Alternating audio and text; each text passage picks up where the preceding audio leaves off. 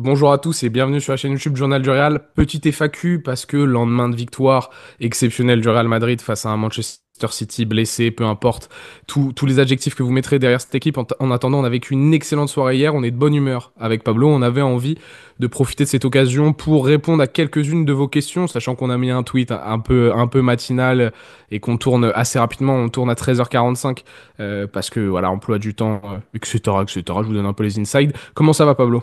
Bah, écoute, très content de la victoire d'hier. Toujours un plaisir d'éliminer le Manchester City de Pep Guardiola. Ah oui. Écoutez, si vous voulez avoir toutes les infos, hein, c'est sur le site depuis ce matin. On est en train de vous répertorier tout ce qui s'est passé hier, la revue de presse espagnole, monde international, etc. Tout est disponible sur le site, sur les différents réseaux sociaux aussi. On vous propose du contenu. Et donc là, on va profiter, voilà, prendre un peu de temps pour répondre à vos questions, les quelques questions qui ont été posées sur Twitter. Donc si vous avez posé après 13h45, malheureusement, ça risque d'être un peu compliqué. On s'en excuse, mais merci à tous ceux qui ont posé la question. Je te propose de commencer assez tranquillement avec l'un des trois enseignements dont on a parlé hier, mais bon, Guylaine nous pose la question. Valverde en arrière droit jusqu'à la fin de la saison, est-ce que c'est une obligation? Bah, pour moi, c'est une obligation, même dans les petits matchs. Comme je l'ai dit et je le répète, à partir du moment où tu as un mec qui sait défendre sur son côté, bah, ça fait la diff. Lucas Vasquez, il a plus les jambes, ni plus le corps tout court pour faire ce que fait Fede Valverde défensivement. Et en plus de ça, c'est un joueur hyper intelligent qui sait se projeter, qui sait jouer en fait en tant que latéral alors qu'il n'est pas latéral. Il a toutes les capacités pour être l'un des meilleurs à ce poste-là. Donc non, oui, pour moi, c'est une obligation, surtout et encore plus dans les gros matchs, comme Manchester City. Encore une fois, hier, moi, j'ai vu la différence avec Fede Valverde et Lucas Vasquez. Quand t'as un mec qui sait défendre, qui sait anticiper la passe dans le dos, qui sait courir derrière l'attaquant s'il se fait avoir une première fois. Alors, ça change tout. Ça change tout. Toutes les fois où Lucas Vasquez se fait bouffer sur son couloir droit et que ça finit en centre ou en but ou en tir. Hier, voilà. Hier, et quand il joue, tu vois la différence. Puis tu sens que la charnière centrale est plus sereine, tu sens aussi que Rodrigo a un peu moins d'efforts à certains moments défensifs, il doit se mettre un peu moins bas sur le terrain, pas forcément devoir doubler sur chaque action le joueur offensif adverse. Donc oui, ça change énormément de choses tactiquement. Et dans ce même esprit, Sams nous pose la question, est-ce que Valverde peut s'installer dans le 11 en tant que latéral droit? On vient d'y répondre, mais surtout, il dit que j'ai l'impression que Carlo Ancelotti pense le contraire au vu de ses propos en conférence de presse. C'était quelque chose que tu disais hier, il faut toujours se méfier du vieux père du coach italien qui peut encore nous réserver des surprises, non? En fait, totalement. Après, j'ai pas écouté exactement ce qu'il a dit, Carlo Ancelotti. Je sais pas, je sais pas s'il parle de la conférence de presse d'après-match ou celle d'avant-match.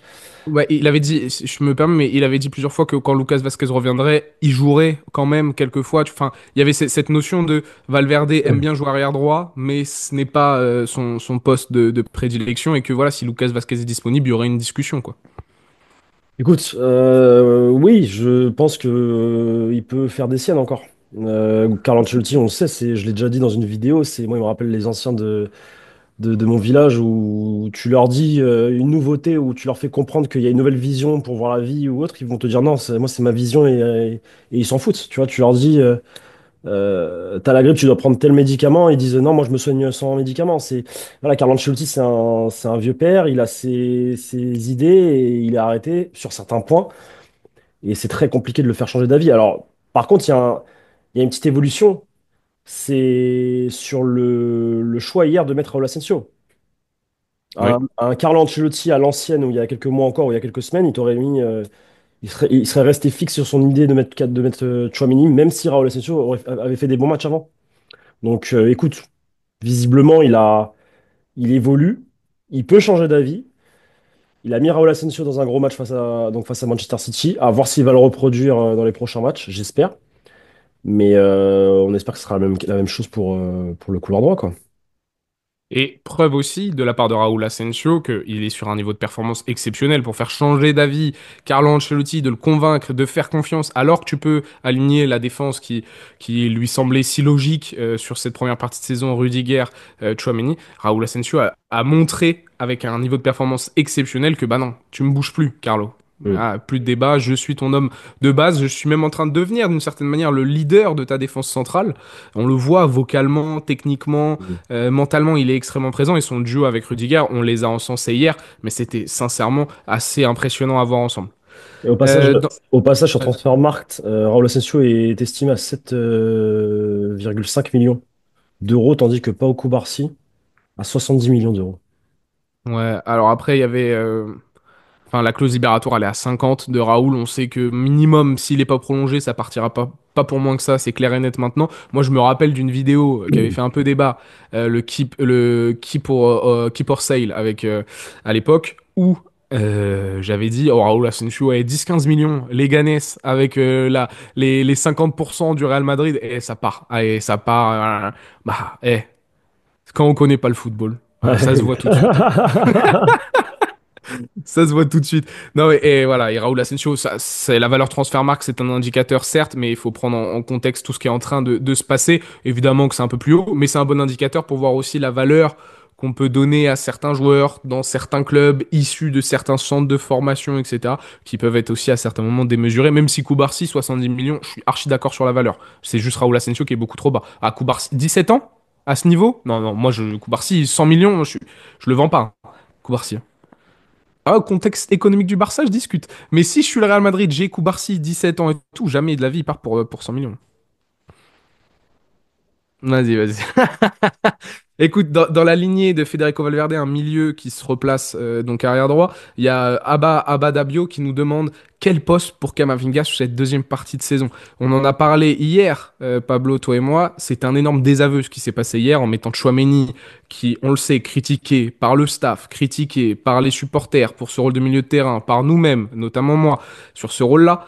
Et pourtant, il a été choisi plutôt qu'Eduardo Camavinga, qui avait été titularisé au match aller, qui avait fait une performance moyenne. Mauvais match ensuite contre Osasuna. Et là, bah, tu étais sur le banc. Est-ce que ton avenir, il est vraiment au milieu de terrain? Moi, j'avais dit que voilà, c'était un des enseignements. Je pense que moi, cette deuxième partie de saison, sur les gros matchs, ça risque d'être très compliqué. Par contre, il y a un spot en tant qu'arrière gauche qui est, entre guillemets, disponible, même si Ferland Mendy a fait plutôt un bon match hier. En tout cas, l'avenir à court terme, pardon, de Camavinga au poste de milieu de terrain, bah, c'est compliqué.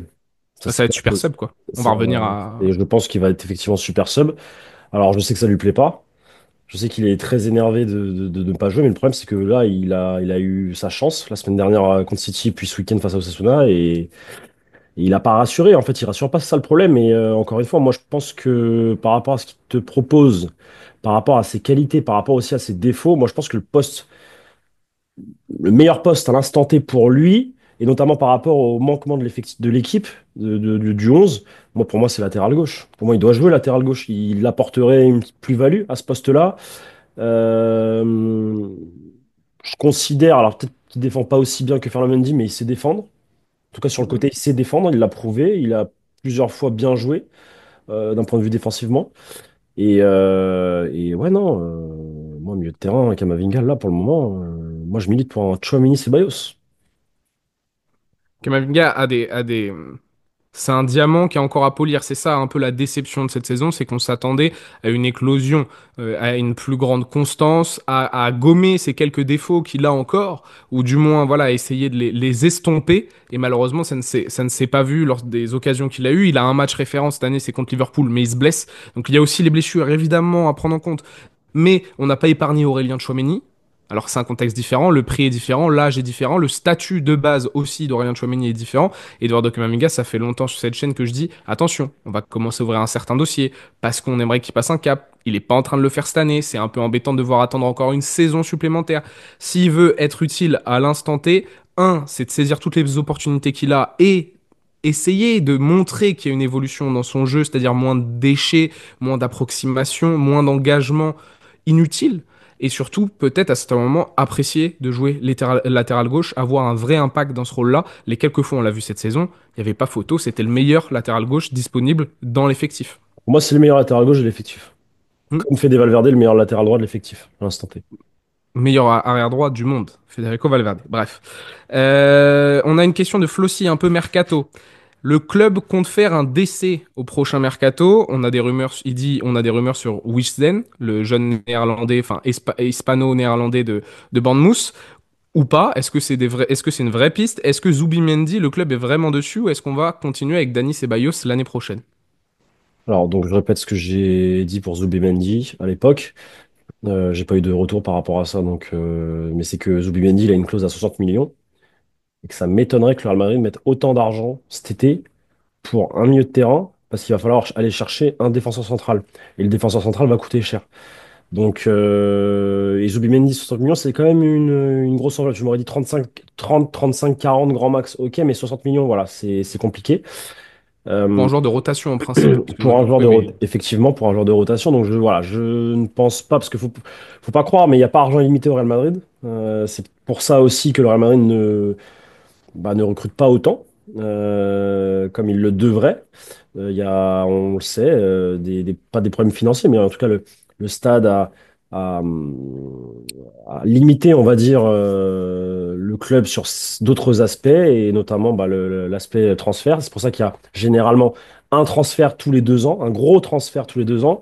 Le dernier, c'était Jude Bellingham. L'année d'avant, c'était Tchouaméni. L'année d'avant, il n'y avait pas eu. Cette année, il n'y a pas eu réellement de gros transferts. Je parle à partir du moment où tu mets un chèque pour un autre club. Il y a eu le transfert de Mbappé avec sa prime à la signature, etc. Donc ça peut être considéré comme, mais finalement, dans les comptes, dans le bilan, quand tu fais le calcul du bilan, non. Donc il y a de fortes chances qu'il y ait un gros transfert cet été. Et vu comment la tendance se profile, si Arsenal est ouvert à la négociation, William Saliba, ça peut être une piste pour le gros Mhm. transfert de cet été. Et William Saliba, tu te rapproches des 100 millions, je pense. Oui, facile. Tu te rapproches des 100 millions. Et Wissem, tu sais si il y a eu vraiment des contacts, parce que c'est J'ai vraiment pas un d'infos, joueur qu'on piste. j'ai pas d'infos sur ce joueur, mais ça m'étonnerait pas. Parce que le Oh, Real c'est un Madrid. profil intéressant, hein. Ouais, C'est un ouais. profil très intéressant. Je sais que le Real Madrid est sur Ato. Je sais que le Real Madrid a déjà envoyé plusieurs scouts à Amsterdam pour le voir avec l'Ajax. Ça reste juste une observation du joueur, etc., du profil et tout. Il n'y a pas de contact avec l'entourage ni quoi que ce soit.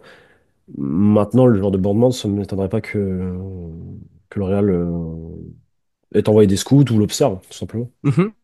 Moi, c'est un profil intéressant, jeune, ça rentre dans la lignée un peu de ce que désire le Real Madrid depuis quelques temps, même si Raúl Asensio, je pense, rabat quelques cartes dans ce secteur-là, mais Wissem est un profil intéressant. D'un point de vue économique, ça serait super, c'est une idée qui vient de m'arriver dans la tête, mais c'est vrai qu'avoir un économiste du football, potentiellement sur cette chaîne, pour nous expliquer comment ça se passe et tout, c'est super intéressant, parce que pour vous donner un exemple, ce qu'a dit Pablo, dans les comptes du Real Madrid, donc sur l'argent dépensé cet été d'un point de vue transfert, sur ta balance transfert qui est généralement l'une des plus grosses sources de revenus d'un club, c'est zéro.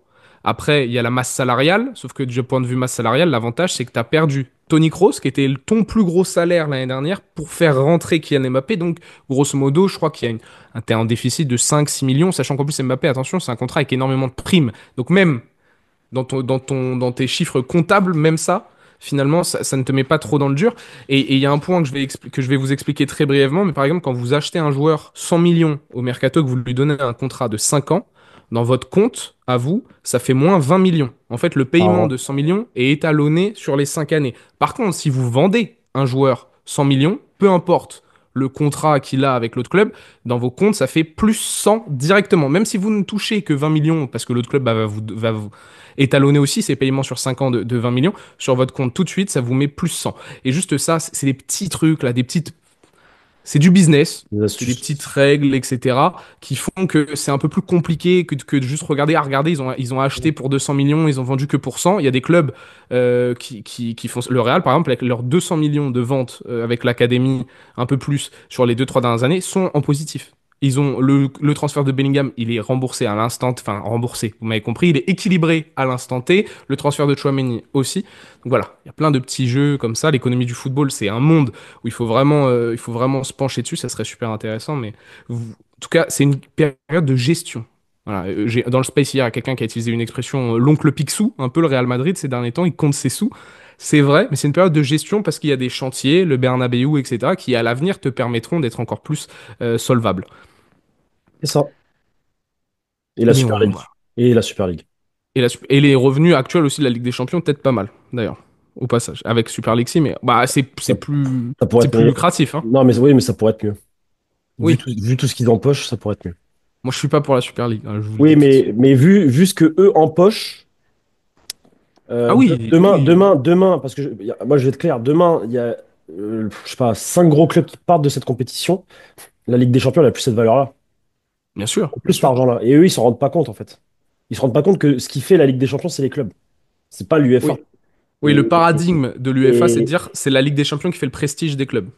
or, c'est pas ça. Et le problème, c'est que bah, ils donnent un 15 ou 20% grand max de ce qu'ils touchent. Et 80%, ça va chez eux.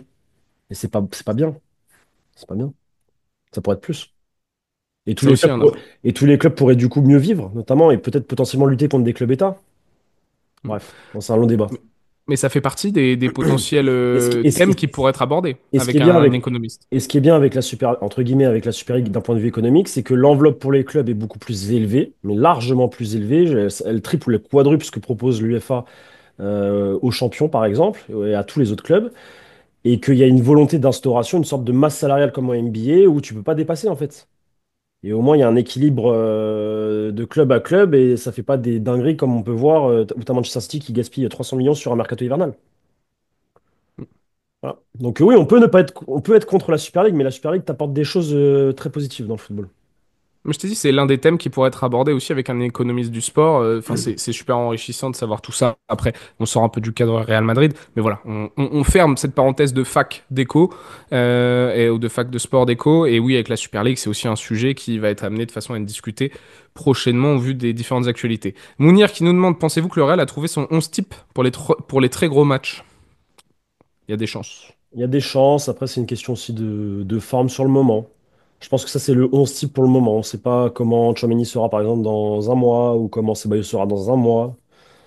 Donc moi je pense que oui, effectivement, en tout cas, on tend vers le 11 type. Maintenant, il y aura toujours des variations, je pense, malgré tout, en fonction de la forme des joueurs sur le moment.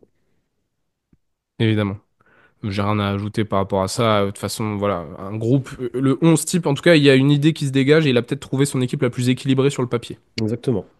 À voir s'il aura l'occasion de le reproduire, si les joueurs seront disponibles en fonction de l'opposition également. D'ailleurs, justement, on parle d'un 11 de gros match, mais il y a une notion importante pour le match aller des huitièmes de finale. On a déjà commencé à en discuter dans le débrief d'hier. Bellingham est suspendu, il lui faudra un remplaçant. Et c'est la question de Portos qui demande qui pour remplacer Bellingham lors des matchs de suspension en Ligue des Champions, mais aussi sur les deux prochains matchs de Liga, parce que je vous rappelle que Bellingham, suite à son carton rouge face à Osasuna, la fédération et la Liga ont tranché et il a pris deux matchs de suspension. Bah Donc écoute, qui pour le remplacer? tout dépendra de aussi l'adversaire, de ce que tu veux mettre en place, de si tu dois marquer des buts. Tu as deux options à mon sens. À l'instant T, c'est Modric ou Brahim. Donc Brahim pourra à peu près garder le même système et Modric pour un 4-3-3.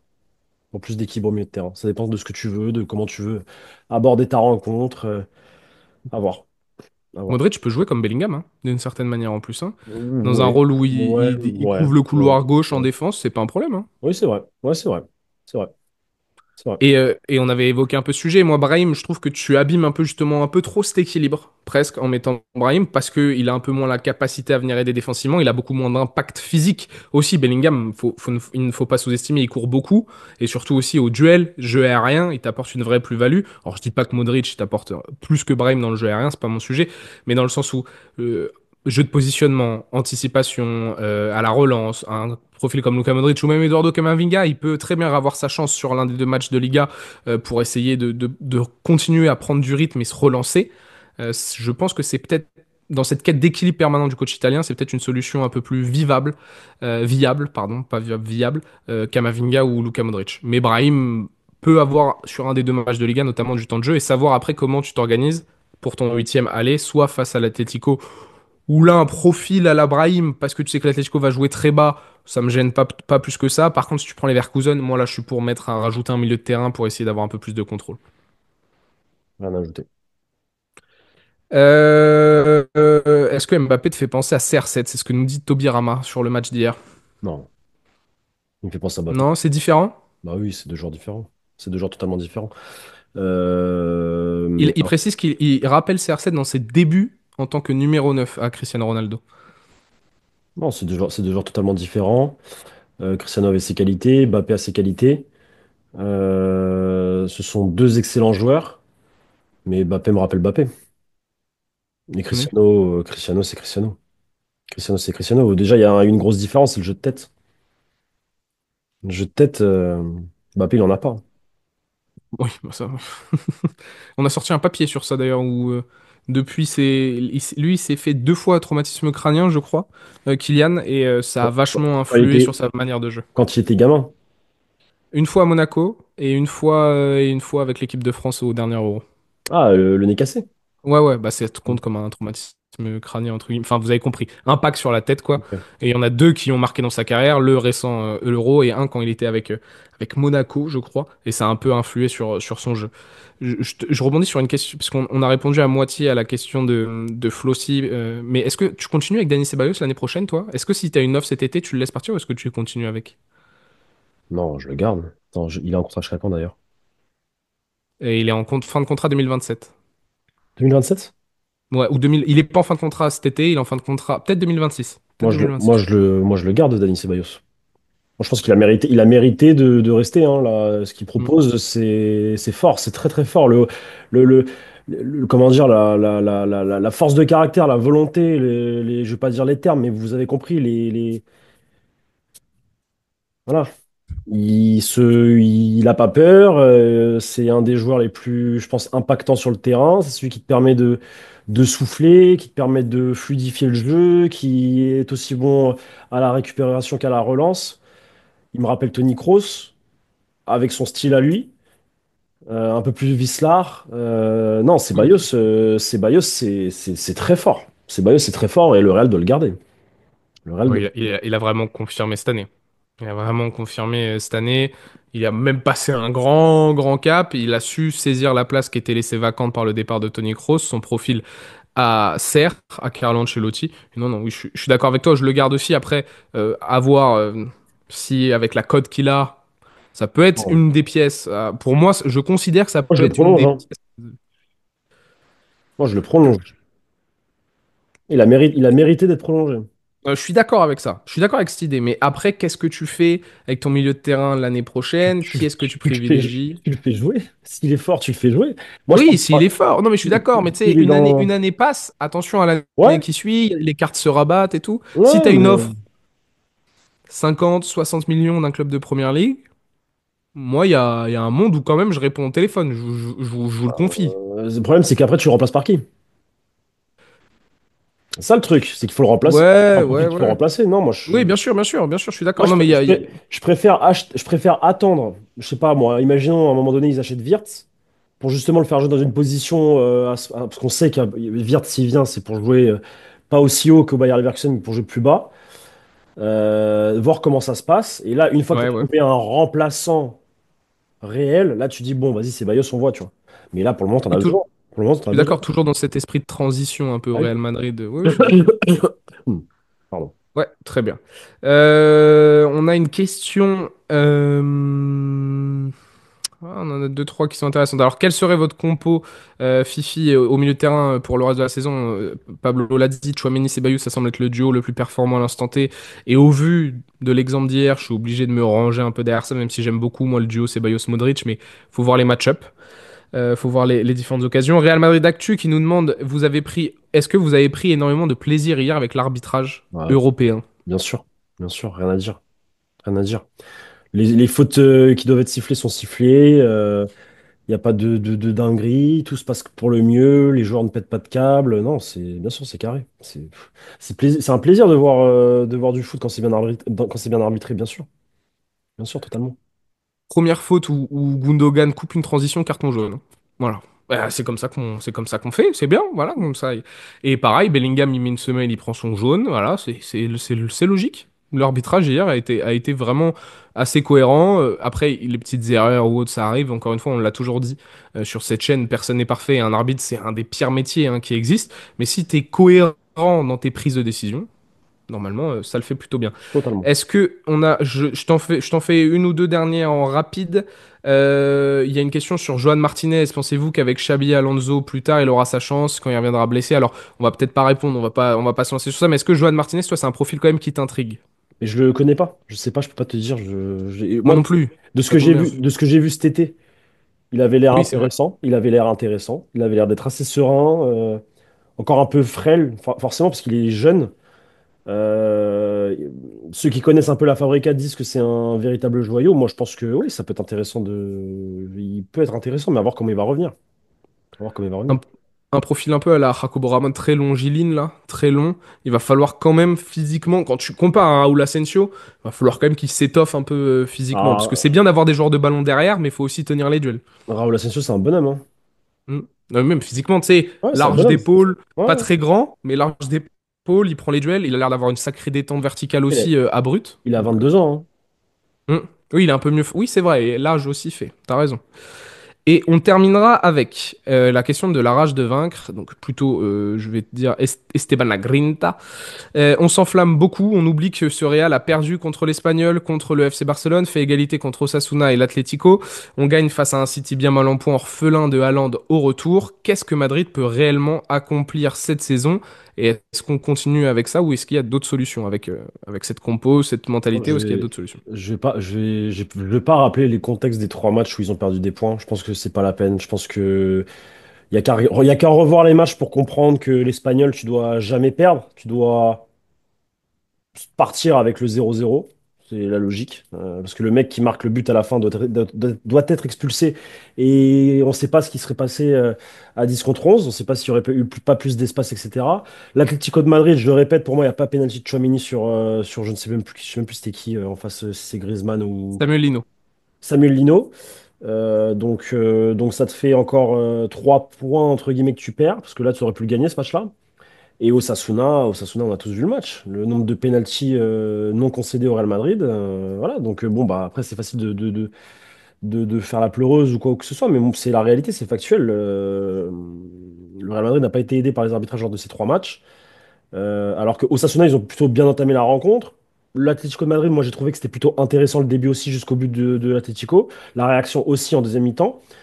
Le seul match où j'ai des doutes, effectivement, c'est l'Espagnol-Barcelone, où effectivement, je trouve qu'ils ont bien géré, en tout cas le collectif de l'Espagnol a bien géré, a bien contrôlé le Real, a bien canalisé le Real, a bloqué le côté gauche, a laissé le couloir droit totalement libre tout le match. Vas-y, faites ce que vous voulez avec Lucas Vasquez, vous ne nous faites pas peur. Et c'est la stratégie adoptée quand Lucas Vasquez joue d'ailleurs. Tu bloques bien ton couloir droit du coup quand t'es adversaire pour que Mbappé, Vini et Rodrigo ne puissent pas jouer et Bellingham. Et tu laisses le couloir gauche libre à l'adversaire. Mais qu'est-ce qu'on peut attendre? Moi, je pense que ce Real Madrid-là, avec cette mentalité-là, parce que finalement, City, ils avaient une bonne mentalité. Ils ont très bien joué. Match retour pareil. Osasuna, très bon match finalement, dans les faits, avant qu'il se passe cette dinguerie avec Bellingham. Atlético de Madrid, plutôt satisfait également. Moi, je trouve que ce Real Madrid-là, avec cette mentalité-là, avec cette confiance-là, peut faire des choses en Ligue des Champions, hein. Peut faire des De toute choses en Ligue façon, des Champions. l'avenir nous le dira et c'est une transition parfaite. Hop, petite passe D, Jason Williams passe du coude là. Demain, tirage au sort, midi. Le Real Madrid saura qui seront ses adversaires aux hommes de Carlo Ancelotti, Bayer Leverkusen, Atlético Madrid, de Madrid, pardon. Évidemment, quand vous fera une vidéo YouTube réaction à ce tirage, ça sera la grosse actualité de demain. Après, on surveillera évidemment la presse espagnole, mais dans ce sens-là, je pense que le main topic sera forcément ce tirage au sort. Et en plus de ça, c'est tout l'arbre hein, qui est tiré. C'est-à-dire qu'on saura aussi les potentielles affiches de quart de finale, de demi-finale, et bon, bah, vous aurez Final. compris, de la finale aussi. Enfin, on saura qui on ne pourra pas rencontrer avant. Donc ça aura un rôle prépondérant dans cette suite de campagne de Ligue des Champions qui s'annonce déjà très intense. Et donc voilà, je vous donne un peu le sujet grosso modo de la vidéo de demain. Autre chose, Marmouche 70 millions, vous m'avez tué de rire. Très bien les commentaires YouTube, très bien les gars. C'est nickel. Maintenant, il faut qu'on vous trouve un petit mot.